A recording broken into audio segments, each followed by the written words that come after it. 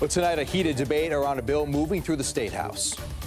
Subverting the First Amendment of the Constitution, I think, is very dangerous and a very slippery slope for us to go on. We can criticize governments and policies. We should not attack folks for their identities. According to its summary, Senate Bill 297 hopes to define anti-Semitism at a state level, making it easier to investigate claims of the behavior. In 2022, the Anti-Defamation League tracked 61 anti-Semitic incidents in the state of Ohio. In 2023, they say there were 237 incidents. So far this year, there have been 94. 10 TV's Rochelle Aline spoke to people who are concerned that the end result may infringe on their rights.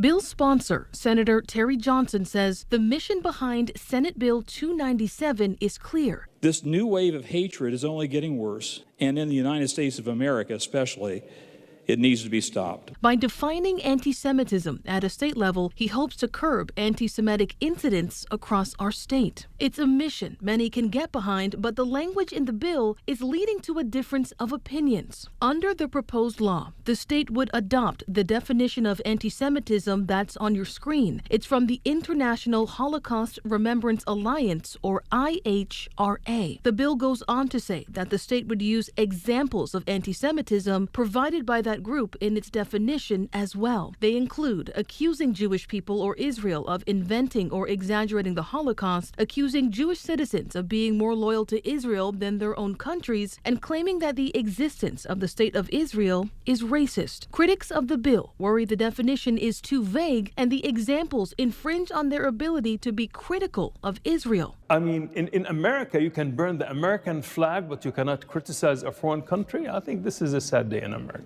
But those who support the bill say they think it strikes a balance. So you can criticize Israel, you can criticize Israel's policies.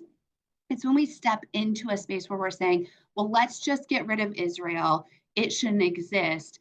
It feels really harmful to Jews because it is the only Jewish state in the world.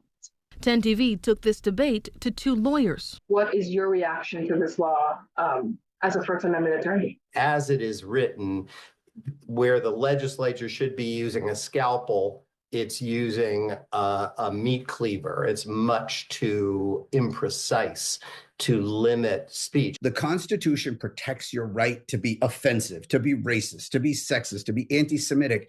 And not because we value those things, but because we value the First Amendment as a neutral principle. In the end, both of them claim the language in the law will likely lead to trouble with enforcement if passed as is. There are going to be three arguments that opponents would use to challenge this law. One is that it violates the First Amendment, free speech. Two is it's so vague that a person of reasonable intelligence wouldn't know what is or is not prohibited. And three, that it's overbroad, meaning that it prohibits lots of words that are clearly protected by the Constitution. In Columbus, Rochelle Aline, 10 TV News.